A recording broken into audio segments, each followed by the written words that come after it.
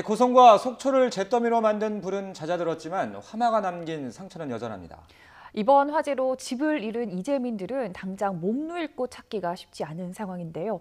주민들이 머무는 임시 대피소에 나가 있는 취재기자 연결합니다. 허성준 기자. 네, 고성군 천진초등학교 체육관입니다. 자, 이재민들 이제 벌써 이틀 밤을 대피소에서 보냈는데 대피소 여건은 좀 어떻습니까? 네, 임시 대피소가 마련된 이곳 천진초등학교 체육관에는 이재민 138명이 머물고 있습니다. 산불이 난 그제밤은 모포 한 장으로 의지해 밤을 지새웠는데요. 어제 보온용 천막 50여 개가 설치돼 그나마 따뜻하게 보낼 수 있었습니다. 전국에서 보낸 음식과 생필품 등 구호용 물품도 속속 도착하고 있습니다. 응급 의료 서비스도 제공되고 있고 휴대전화 충전 시설도 마련됐습니다. 여건은 마련됐지만 뜬 눈으로 밤을 지새우기는 마찬가지입니다. 하루아침에 삶의 터전을 잃은 주민들은 그저 망연자실할 뿐입니다. 어제 낮 집으로 돌아갔던 이재민들은 새까맣게 타버린 집을 확인하고 이곳으로 다시 돌아왔습니다. 주민 피해 규모는 정확한 집계가 이뤄질수록 늘어나고 있습니다. 생각할수록 막막함만 더하지만 주민들은 서로를 위로하며 힘을 북돋아주고 있습니다. 네, 이재민 규모는 어느 정도입니까? 네, 정부가 집계한 이번 산불 이재민은 모두 4,000명이 넘습니다.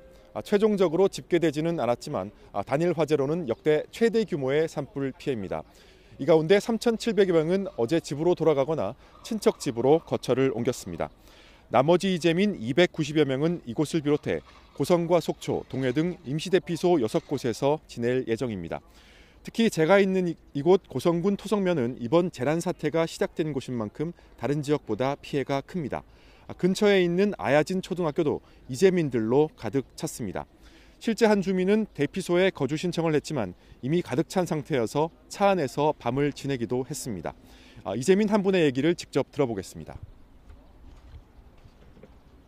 춥고 떨리고 그런데 좀 어떻게 좀 시칠 것도 좀 있고 좀 따뜻한 것으로 좀 이전 좀 해줬으면 좋겠습니다. 어제 그 문 대통령도 와서 좀 면담을 좀 했는데 최대한으로 좀 빨리 좀 신속히 좀 해줬으면 더 이상 바랄 게 없죠. 네, 정부는 대피소에 생필품을 제공하기 위해 재난 구호 사업비 2억 5천만 원을 긴급 지원했습니다. 문재인 대통령도 이곳을 찾아 집을 잃은 주민들을 위로했습니다. 또 피해 지원을 위해 특별 재난 지역 지정 여부 검토를 서두르라고 지시했는데요. 특별 재난 지역으로 지정되면 응급 대책뿐 아니라 피해 지역 주민들의 생계 안정을 위한 지원과 국세와 지방세 감면, 보험료와 통신요금 경감 등 다양한 지원이 가능합니다. 주민들은 정부가 빠르게 결단을 내려주기를 간절히 바라고 있습니다. 지금까지 고성 천진초등학교 임시대피소에서 YTN 허성준입니다.